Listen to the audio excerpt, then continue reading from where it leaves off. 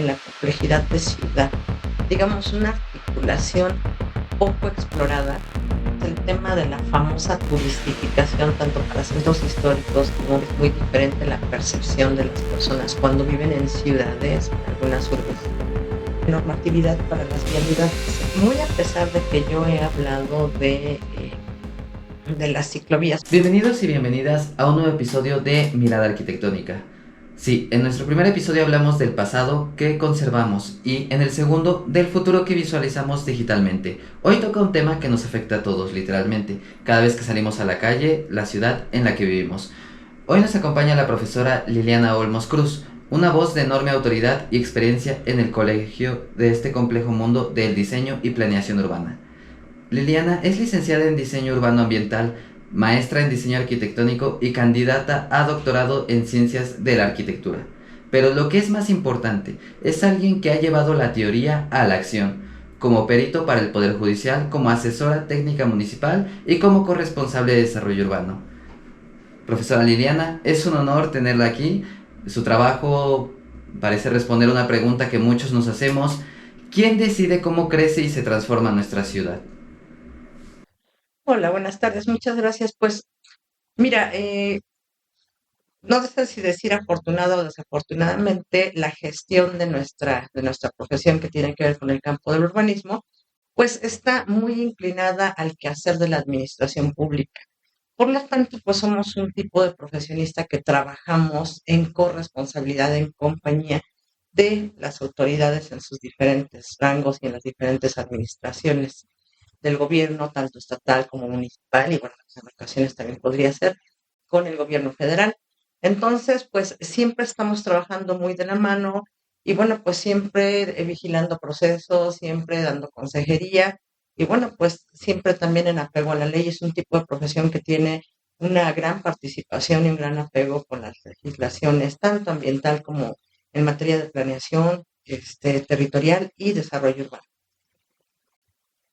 Es algo bastante interesante, pero profesora Liliana, bueno, me gustaría que empezáramos por lo básico, algo muy sencillo, pero que si le damos más vueltas va hacia una parte muy profunda.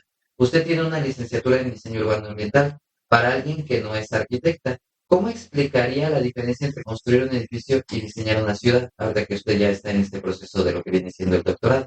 Bien, pues mira, lo que pasa es que la gente que nos dedicamos a hacer ciudad, a gestionar ciudad, pues son procesos integrales, de primera instancia integrales, porque no quiero decir que un edificio no tenga su complejidad o que no sea una integración de buenas prácticas eh, o de lo que las personas quieren para un hábitat que es un edificio. Por supuesto que sí, tiene una serie de integraciones, pero la ciudad es un ente complejo, es un ente sumamente dinámico que, por supuesto, marca la diferencia porque tienes que valorar qué es lo que la gente necesita. Justamente hace rato platicaba con algún colega sobre las necesidades de los colectivos, sobre las formas de pensar, las maneras en que nos arraigamos el espacio público, sobre la accesibilidad que la gente necesita tener en el.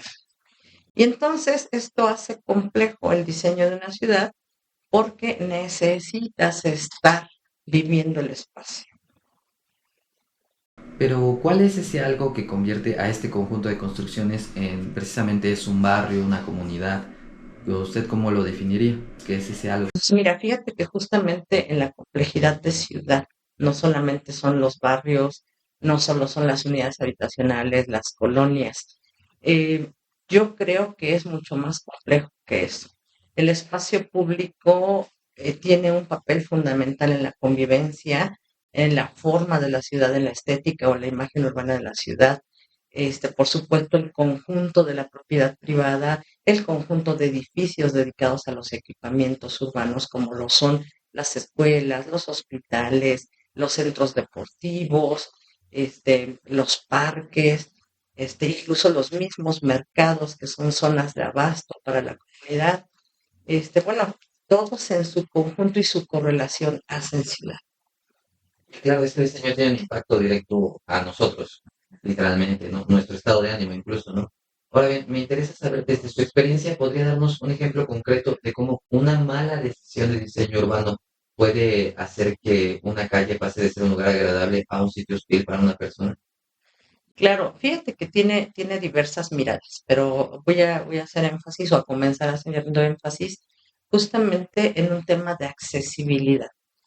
La calle sigue siendo una categoría de espacio público, por lo tanto, todos estamos ciertos de que el espacio público es para todos, para quien camina, como podemos caminar cualquier persona, como para la persona que utiliza muletas, como para la persona que va en silla de ruedas, como para la mamá que va con su carriola y su pequeñito. Quiere decir que tiene que ser un espacio público para todos, de acceso para todos. Entonces, cuando una calle es hostil, justamente está carente de aquellos elementos que permiten esa accesibilidad para todos. Hay muchos factores ahora que intervienen, que ya van de la mano con temas de diseño, por ejemplo, y de funcionalidad, por supuesto. De diseño, ¿por qué? Porque el diseño es el que da pauta a ordenar el espacio para todos, para que cada quien conviva de manera agradable, de manera coordinada, más que agradable, de manera coordinada, que el vehículo respete, que el peatón también respete, porque muchas veces a mí no me gusta abordar el tema desde el peatón, porque a veces se sesga mucho. Por supuesto que la ciudad es para el peatón, pero también hay que aclarar algo, que todos los actores que convergen en una vialidad tienen su papel, tienen su importancia, tienen su función. Desde el que conduce no es menos el conductor porque va en vehículo, ni el peatón porque va caminando. Entonces creo que el diseño justamente pues lo que hace es juntar todos aquellos elementos que permite que todos confluyan y se coordinen en el mismo espacio, cada quien en su lugar, cada quien respetando derechos y también, ¿por qué no decirlo?, obligaciones, ¿no? Que de alguna manera pues tiene que ver cómo nos comportamos.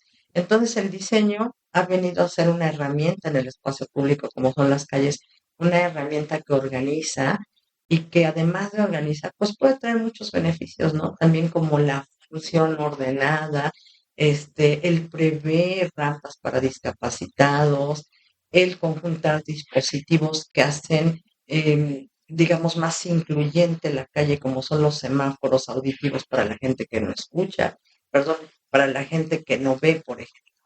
Entonces, los pasos de cebra que ordenan el espacio de una manera simple, pero que marcan la pauta, cuál es el lugar seguro para el peatón, etcétera. Entonces, pues la calle se vuelve hostil justamente porque está carente del diseño y porque todo mundo cree o considera que todo el mundo tiene prioridad.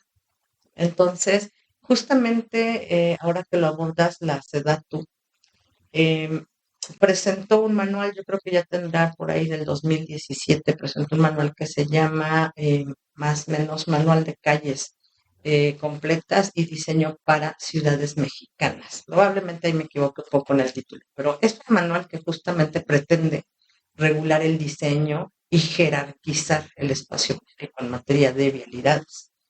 Y entonces, pues se vuelve, a mí me parece que fue un esfuerzo bastante plausible de la SEDATU porque genera una norma que, aunque tú quieras hacer una obra pública en cualquier municipio, pues se vuelve muy interesante porque a lo mejor no tienes normatividad ahí, pero sí tienes una normatividad a nivel nacional que te dice, a ver, ¿sabes qué? Vamos a eficientar lo que tenemos para la obra pública y vamos a diseñar la calle con un enfoque, hoy le han llamado enfoque de calle completa, que es justamente lo que yo comentaba, que tiene todos los dispositivos de accesibilidad, de orden para todos, no solo para el peatón o no solo para el conductor. Entonces, pues me parece que viene muy ad hoc, muy bien una normatividad a nivel nacional. Sabemos, la otra vez estaba consultando por ahí unos porcentajes y estaba viendo que aproximadamente más del 82% de los 217 municipios del estado de Puebla no tienen instrumentos de planeación. Eso quiere decir que entonces la obra pública se sigue haciendo a como más o menos alguien considera, como la gente cree que debería ser una calle. Y entonces, pues nos enfrentamos a que encontramos centros de población que tienen banquetas de 50 centímetros, que está imposible que eso brinde seguridad. Entonces, esta norma es a nivel nacional. Quiere decir que para todos los centros de población, no quiero hablar de ciudades para no incurrir en una discriminación. Centros de población es un término que hoy la Ley General de Asentamientos Humanos ordenamiento territorial y desarrollo urbano ha acuñado para referirse a aquellos lugares poblados, nada más. Ahorita no nos vamos a referir que si son ciudades, que si son metrópolis. Para todos aplica esta norma. Eso quiere decir que todos deberíamos ya comenzar a tener vialidades con estos enfoques integradores, incluyentes, ordenados, que al final de cuentas, pues aportan una buena imagen urbana a estos lugares. A mí, bueno, me llamó mucho la atención una parte que usted mencionó respecto a las obligaciones, y eso es algo bastante interesante, ¿no?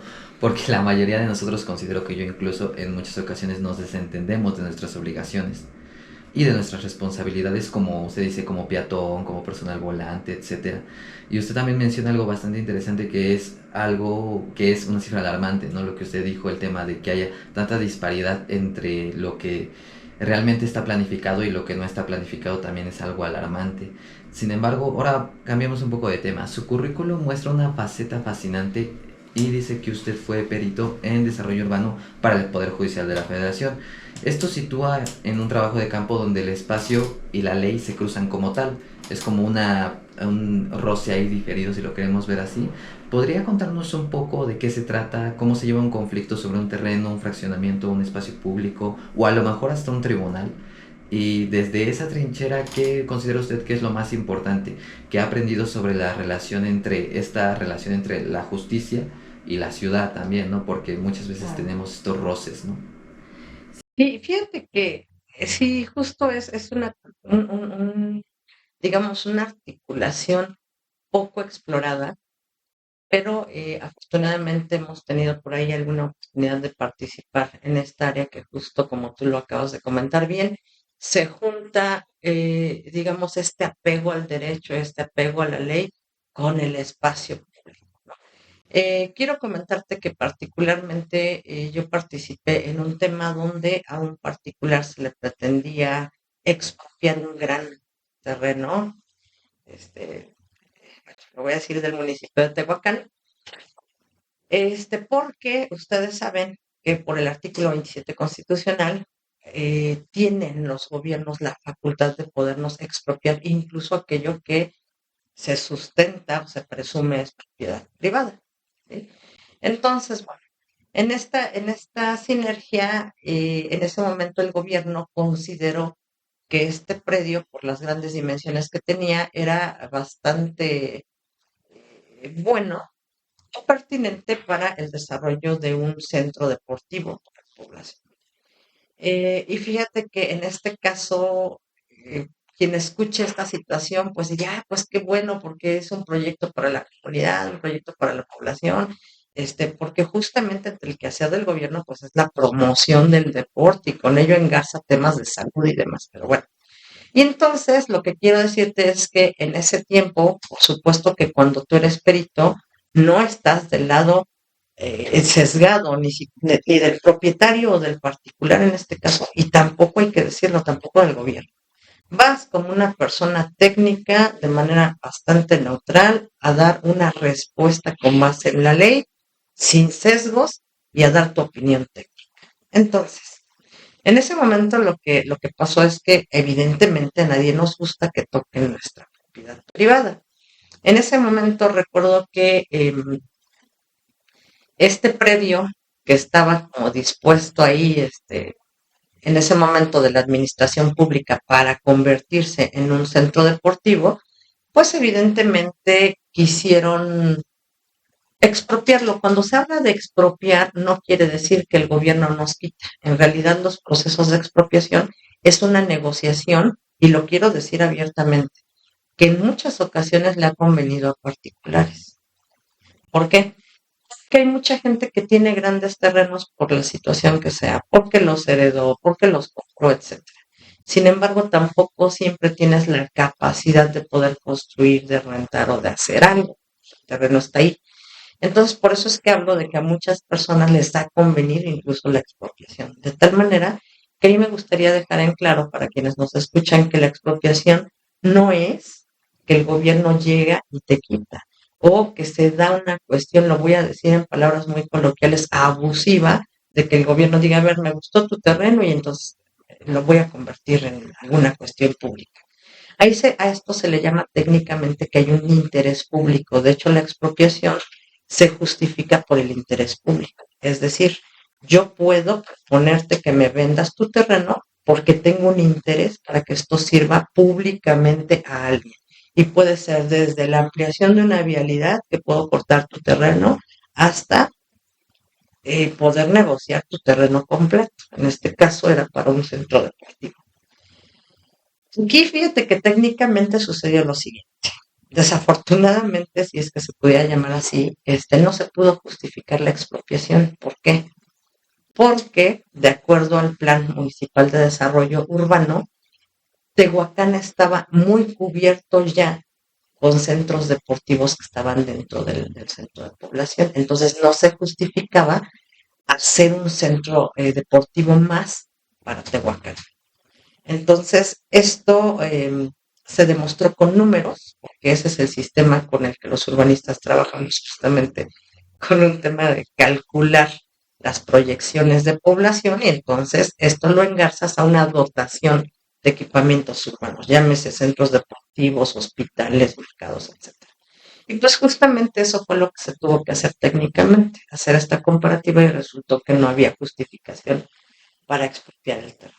Entonces, sí, pues el juez falló a favor del particular, de esta manera se detuvo la puesta de expropiación que estaba en ese momento. Vaya, eso es algo bastante interesante más que nada porque, bueno, yo por lo menos no sabía eso y creo que la mayoría de los que nos van a ver no lo sabían. Y es un tema bastante interesante. Más que nada por un tema de que, sí, como usted lo dice, a lo mejor lo vemos más como una situación abusiva, o nosotros lo pensamos más bien así, porque bueno, no hemos vivido ese tipo de procesos, pero también es fundamental saber ese tipo de cosas, ¿no? Y para eso estamos aquí. Sin embargo, por lo que tengo entendido en su currículum, usted dijo que también ha elaborado estudios sobre vivienda en centros históricos, al igual que el profesor Pablo Maldonado. Estos lugares son, o bueno, yo los considero como tal el alma de la ciudad, pero a menudo se convierten en campos de batalla entre los que quieren conservarla, los que quieren una vivienda realmente accesible, que por lo general son los dueños, y el turismo, ¿no? Que es uno de los núcleos económicos principales de nuestro país. Ahora bien, ¿es posible equilibrar estas fuerzas o siempre una se impone sobre las otras? Porque un ejemplo, por lo menos considero que en nuestra zona centro es muy claro que una se impone sobre las otras dos, ¿no? Claro. Fíjate que tocante a centros históricos, el tema de la famosa turistificación, tanto para centros históricos como para aquellos centros de población que tienen la categoría de, les llaman pueblos mágicos, ha sido difícil lidiar con el tema de la turistificación, porque justamente se atenta en esta sinergia de conservarte como centro histórico, de conservarte como pueblo mágico, se atenta contra costumbres, tradiciones, formas de vida, incluso yo podría decir que hasta el carácter de estos espacios. Pero bueno, fíjate que te voy a hablar porque sería muy, muy abierto a hablar de en general de varios casos, pero uno particularmente que tenemos a la mano pues es justamente el centro histórico de Puebla, del municipio de Puebla. Nosotros sufrimos un fenómeno por décadas atrás, que creo es por todos conocido, sobre el gran sesgo que hoy tiene el centro histórico en un predominante uso del suelo para el comercio. El centro histórico se ha vuelto fundamentalmente comercial, por supuesto que hay vivienda, pero es sumamente comercial. Y entonces, ¿qué es lo que ha pasado con el comercio? Que como un giro, como una actividad que existe en el espacio, tiene sus horarios, de tal manera que el centro histórico se muere a una hora de la noche sobre todo.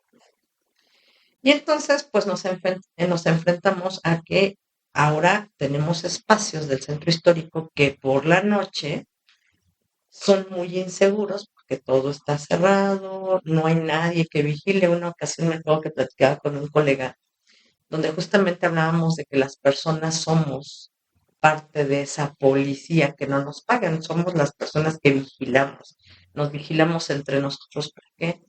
Porque es muy diferente que tú pases una calle que tiene 80, 100 metros de largo y que todo esté cerrado, que no haya nadie y pases solo o sola por la calle, a que pases una calle que tiene vivienda, donde la gente a lo mejor se asoma, sale, las ventanas están ahí, muy al pie de la calle, la gente está vigilando, se dan actividades muy distintas y el carácter del espacio es otro totalmente. Entonces, pues al centro histórico de nuestra ciudad desafortunadamente le ha pasado eso. Ha sido plenamente comercial y es algo por lo que hemos luchado. Por ahí ha habido muchos intentos del gobierno, de arquitectos y de urbanistas por, y lo han hablado así abiertamente, redensificar. Otros dicen no, solamente densificar, que son dos conceptos muy diferentes. Han sido proyectos fallidos porque también el centro histórico, justamente con el tema de turismo, comercio, ¿qué le ha pasado? Se ha sobreplusvalizado. Hoy, si tú preguntas cuánto cuesta una casona del centro histórico, aún esté en ruinas, oscilan entre 7 millones, 13 millones, 22 millones de pesos. Esto lo hace inaccesible, por supuesto, para un cierto sector social, pero quizá algo accesible para un sector algo reducido con muchas posibilidades económicas. Entonces, es ahí donde se adquieren algunos predios para un sector muy específico con una mirada también más especulativa, más específica, que tiene que ver más con rentabilidad que con querer que este espacio se ocupe para vivienda.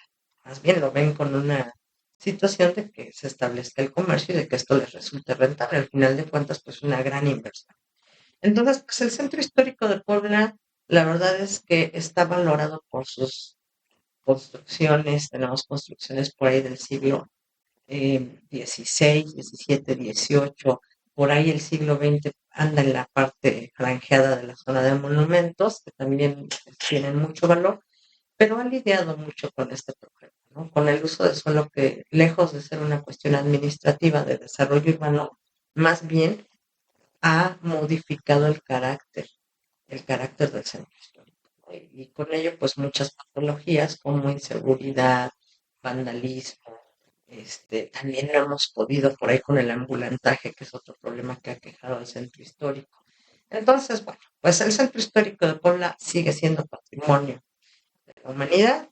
Se sigue atendiendo, por supuesto, porque hay recurso para un centro histórico que ostenta esta categoría, pero urbanísticamente tenemos muchas cosas que resolver, desde aquellas construcciones o esas modificaciones del uso de suelo, desde estar vigilando las alturas que no las rebasemos. Por ahí tenemos el programa parcial de centro histórico que plausiblemente está publicado, quiere decir que ya subió una categoría de ley y pues esto de alguna manera pues ha llegado a regular construcciones y acciones urbanísticas que se hacen en el centro histórico.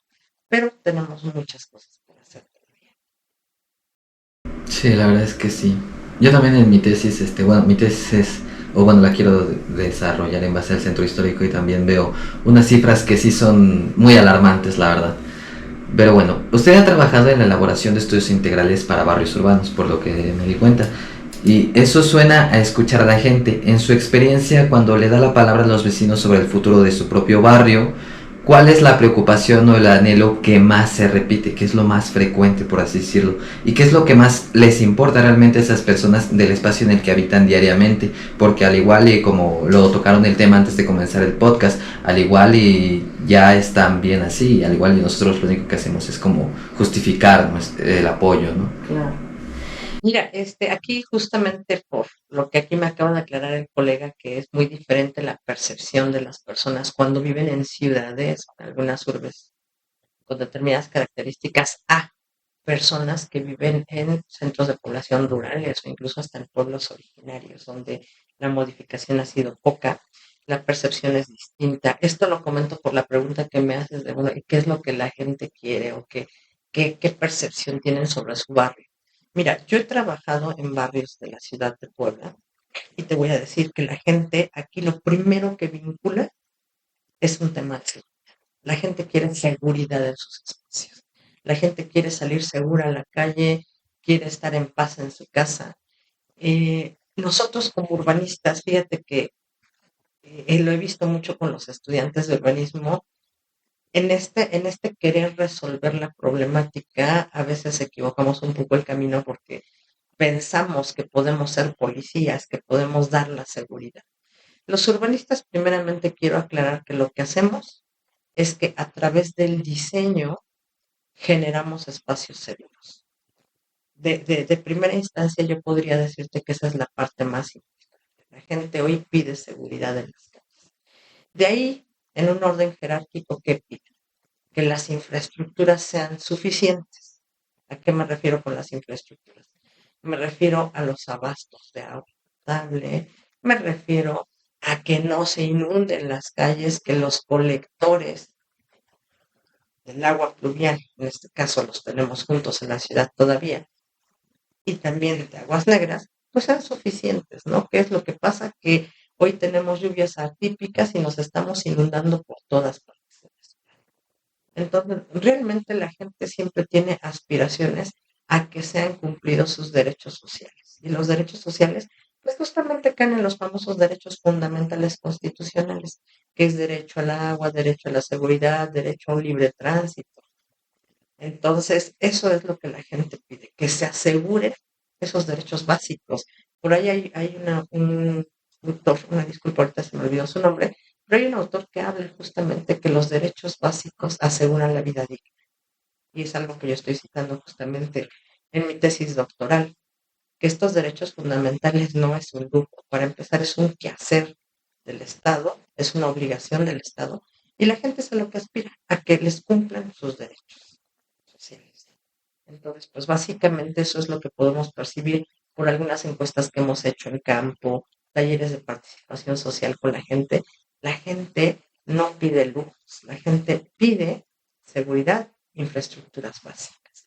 De ahí yo diría que en tercer lugar está el tema, por ejemplo, de los lugares de espacios públicos, deportivos, y que también lo vinculan, por supuesto, a la seguridad y en espacios seguros para hacer deporte, que además también es otro derecho fundamental de las personas en México. Entonces, yo diría que eso es lo que la gente espera, tener una mixtura de servicios en sus lugares donde viven, tener cercanías al mercado, tener por lo menos algunos centros de salud importantes, no para enfermedades graves, quiero aclararlo, que para enfermedades graves pues tenemos hospitales de especialidades que no siempre los tenemos tan cerca como quisiéramos en nuestra casa, pero sí algunos centros de salud que te puedan atender algo básico, importante en el momento. En fin, es una serie de equipamientos, vuelvo a decir, e infraestructuras que son básicos para que la gente viva de manera digna. Y eso es lo que ha expresado las personas. Usted como asesora técnica municipal ha estado dentro de este cerebro de la toma de decisiones para el ciudadano de a pie, como lo somos nosotros, ¿no? El gobierno municipal puede parecer en muchas ocasiones lejano, pero usted podría contarnos un ejemplo de un cambio concreto, aunque sea uno pequeño, que se haya logrado desde dentro del ayuntamiento y que haya mejorado tangiblemente la vida de algún vecindario, algo que se haya resultado. Claro, fíjate que justamente en el municipio de Chotzingo asesoramos el tema de normatividad para las vialidades, el tema con el que iniciamos justamente esta charla, donde logramos que las personas entendieran cuáles son los beneficios, incluso de poder donar o en un momento dado de entrar a un proceso expropiatorio de sus propiedades para tener vialidades seguras, vialidades que aporten una buena imagen urbana al lugar. Fíjate que la parte por donde yo entré, que a mí me parece que es pertinente abordarla y que no tiene nada de malo, es decirle a que la gente se plusvalizan sus propiedades cuando están frente a una vialidad completa. Una vialidad completa me refiero a que tenga una buena sección de banqueta, que tenga incluso hasta un área verde para el sembrado de alguna vegetación, que tenga las secciones pertinentes y bien cuantificadas para las superficies de rodamiento, que tengan a lo mejor, pudiera ser hasta una incorporación de ciclovía, pudiera ser, ¿no? Y que una vialidad así, lejos de que te perjudique o lejos de que lo veas como algo perdido que estás donando o que entras a un proceso de expropiación, que lo veas como una vialidad suficiente que va a dar servicios seguros y que hasta tu propiedad adquiere otro valor siendo propiedad particular, adquiere otro valor cuando tienes infraestructuras viales muy bien diseñadas. Entonces, en el caso de Chotzingo, lo que se hizo fue justamente talleres de participación donde asesoramos a la gente sobre estos beneficios y la gente, después de haber tenido una gran reticencia en donar o en entrar a procesos de expropiación, la gente aceptó dar algunas partes de sus predios para tener ahora vialidades con secciones bien diseñadas para próximas vialidades. Entonces, a mí me parece que eso es un buen logro, que la gente pueda entender la función de la ciudad desde el diseño urbano y cómo ellos se vuelven partícipes de esas decisiones, junto con el gobierno, junto con algunos técnicos que nos dan oportunidad de participar con ellos. Sí, ¿usted no considera que a veces bueno, yo por lo menos me he dado cuenta que en algunos casos ese tipo de procesos los consideran invasivos? ¿Usted por qué cree? Es decir, un ejemplo, acá en Puebla ve que tuvimos una situación en la cual iban a poner una ciclopista que a medianoche precisamente y a precisamente los locales del lugar dijeron no, pero es que nosotros no la queremos y precisamente detuvieron ese proceso precisamente por eso. ¿Usted a qué crea que se debe esta como visión conservadora de su propiedad? Fíjate que abordas algo bien interesante. Muy a pesar de que yo he hablado de las ciclovías, por eso es que hace un momento dije, pudiera ser la incorporación de una ciclovía, lo voy a expresar siempre de esta manera cuando no se tiene certidumbre de que la sección alcance. ¿Qué es lo que pasa con esto? Fíjate que la gente ha sido muy reticente a este tipo de diseños en la vialidad. Mira, yo no soy partidaria de que se tomen decisiones deliberadas. Em, Es muy difícil porque los proyectos urbanos, los proyectos de ciudad deben consensarse con las personas. Sin embargo, es difícil que lleguemos a un consenso. Podríamos hablar de mayorías, pero llegar a un consenso total siempre va a ser sumamente complicado, porque tenemos diferentes posiciones y diferentes intereses en cómo consumimos o cómo usamos el espacio. A un comerciante, por ejemplo, a una persona que tiene algún comercio establecido, a veces no le beneficia que haya una ciclovía enfrente porque ya no se pueden estacionar sus clientes. Entonces, incluso se vuelve complicado. Y te voy a decir algo que puede generar polémica ahora que lo voy a expresar. Yo no soy partidaria de tomar decisiones deliberadas con los temas que tienen que ver con ciclovías y movilidad. ¿Por qué? Porque hay que estudiar justamente cuál es la función de la calle. Yo sé que muchos que me están escuchando van a decir, pero es que el peatón es primero. Sí, pero debemos considerar que también las calles tienen vocación y que podemos generar estos proyectos en vialidades alternativas, no siempre en vialidades principales, en donde a lo mejor los flujos vehiculares son muy grandes y lejos de que hagas un bien poniendo la ciclovía, pues pones en peligro al ciclista y también a los conductores. A mí particularmente se los voy a comentar, yo siempre he sido fiel creyente que para ser urbanista, primeramente tienes que apropiarte tú de la ciudad como usuario, independientemente si estudiamos o no esta profesión. Y entonces yo, ¿qué he hecho? He examinado cómo funcionan las ciclovías. El caso de la vialidad esta de Margaritas, que está muy cerca de aquí de Ciudad Universitaria. ¿Qué es lo que ha pasado? Es un problema que te bajes de tu vehículo porque no están calculados los carriles. Abres tantito tu puerta, ni siquiera está calculado para que abras un poco tu puerta y puedas salir, porque te llevan con todo y puerta. Eso es un peligro también para las personas que conducen. Entonces, no tenemos que ver al actor de la vialidad cerrado como, ay, el conductor menos privilegiado, ¿no? Porque el conductor parcialmente se convierte en un peatón también de esa misma vialidad en un momento. Entonces, no tenemos por qué ser ejecutores negativos y tan sesgados. Hay que estudiar las circunstancias, la función de la calle, la seguridad para el ciclista. Yo no estoy diciendo que no tenga prioridad, pero estoy diciendo que esto no debe ser deliberado y no deben ser decisiones unilaterales solo porque los gobiernos se quieran colgar una estrella. Decir, está haciendo ciclovías. Debe haber un estudio muy formal y muy serio para darle a todo seguridad, que funcione la vialidad.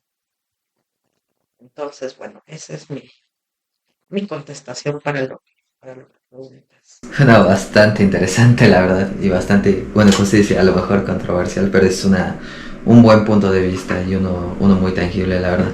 Bueno, profesora, para terminar, una pregunta que abarca todo lo que hemos visto. Después de ver las ciudades desde tantos ángulos como lo ven ustedes que son los urbanistas, la academia, la ley, el gobierno, la comunidad, si tuviera que elegir un solo principio que debería guiar absolutamente todas estas decisiones de planeación urbana, sin excepción, ¿cuál sería ese principio? Mira, yo soy muy hecha, muy formada con las cuestiones legales. Yo diría que el primero de ellos, el primer principio, tiene que ver con el apego y actuar conforme a derecho, a la ley, primeramente. El segundo, tenemos que actuar sobre las necesidades, justamente lo que hace rato platicábamos, no sobre números que le convenga al gobierno invertir, hay que revisar las necesidades reales de las personas, sea un municipio, sea un barrio, sea una colonia, tenemos que ir al campo y tenemos que ir a platicar con las personas. Yo creo que mientras actuemos en apego a la ley, mientras la administración pública cumpla con su trabajo, mientras las personas también adquieran conciencia de cómo usar los espacios públicos, cómo respetar un parque, cómo respetar el mobiliario urbano, creo que podemos ir logrando mejores ciudades. Este es un proceso que no va a cambiar radicalmente, pero a mí me parece que se ha ganado mucho actualmente, que no estamos como hace 15 o 20 años. Me parece que siempre hay gente consciente, me parece que los objetivos del desarrollo sostenible han aportado bastante sobre las buenas conductas de todos, no solo de las personas, sino también de los quehaceres de las autoridades, que los temas medioambientales, actuar en protección al medio ambiente también es el tercer principio fundamental, que todos los proyectos del diseño urbano tengan una aportación o que por lo menos mitigue y no agredas al medio ambiente con tus intervenciones. Entonces, creo que todas estas actuaciones, consenso con las personas para actuar sobre necesidades reales, actuar conforme a derechos, que las autoridades cumplan con su trabajo y que las personas también adquieran su corresponsabilidad en el quehacer de la ciudad. Y a nivel personal, después de tanto análisis y lucha por mejorar precisamente nuestras ciudades, ¿qué es lo que todavía a usted le sigue sorprendiendo? Ese tipo de cosas que las vemos y nos maravillan, vaya. O dando esperanza cuando caminas por las calles, como que ese pequeño suspiro dentro de la ciudad o dentro de lo que usted ve dentro del diseño urbano en la ciudad. Pues mira, actualmente voy a pegar un poco mi respuesta, voy a pegar un poco mi respuesta al tema tanto de ciudades, más bien a no naturalizar los procesos en donde queremos o nos estamos ya haciendo mucho a la idea de que los centros de población rurales deben convertirse en ciudades. Creo que esas transiciones no deberían ser naturales. A mí me parece que aunque tenemos implícito en nuestra denominación como urbanistas, no solamente trabajamos en la urbe, en aquello transformado, trabajamos en el territorio de manera integral. Y decir territorio no es decir ciudades nada más, sino también visibilizar aquellas poblaciones donde nos abastecen de productos del campo, por ejemplo. Ellos son parte de los procesos de la ciudad, parte, son nuestros proveedores. Entonces, no podemos prescindir de estas poblaciones, de estas actividades que abastecen a las ciudades. Entonces, creo que más bien eso, o sea, acudiendo a tu pregunta, ¿qué me sorprende? Me sorprende que estemos muy hechos a las estadísticas, a los porcentajes y a las tendencias naturales de crecimiento urbano, que estemos naturalizando, bueno, pues que el 75% en el 2050 vamos a ser ciudades, pues sí, es la tendencia, pero yo no estoy hecha o no soy una urbanista hecha que la tendencia tiene que cumplirse y que vamos caminando todos sin hacer nada. A mí me parece que las tendencias naturales también pueden ser, ayer lo escuché del doctor Sergio Flores, que las tendencias también se pueden modificar, sino para que estudiemos, sino para que intervenimos. Entonces, si todos fuéramos al matadero con las tendencias naturales, pues creo que como sociedad estamos complicados, agravando nuestra situación. Entonces, bueno, creo que eso es lo que más ocurre, ¿no? Que sigamos transitando sobre esa naturalización de lo que no debería ser. Pero bueno, creo que habemos algunos investigadores y otras personas, colegas como los antropólogos, los sociólogos, que estamos trabajando justamente para modificar un poco de esas tendencias que no son lo mejor para los centros de población. Sí, claro, ¿no? No se trata solo de seguir modas, sino que también, o sea, nosotros tenemos que tener nuestro propio criterio, ¿no? Claro. Bueno, doctora Liliana Olmos Cruz, ha sido un verdadero privilegio y una lección de humildad escucharle. Me llevo la idea de que la ciudad no es un ente abstracto, sino más bien una construcción colectiva en la cual todos colaboramos día a día y que profesionales como usted son guardianes esenciales de este equilibrio precisamente. Mil gracias por su tiempo, la verdad invaluable. Muchas gracias por su trabajo que ha hecho hasta ahora. Bueno, oyentes, esto ha sido todo de Una Mirada Arquitectónica. Los invitamos a salir a la calle con una mirada nueva, a preguntarse por este tipo de historias que ya hay detrás de a lo mejor de su barrio, de su comunidad, de su ciudad incluso. Y nos vemos hasta la próxima. Muchas gracias.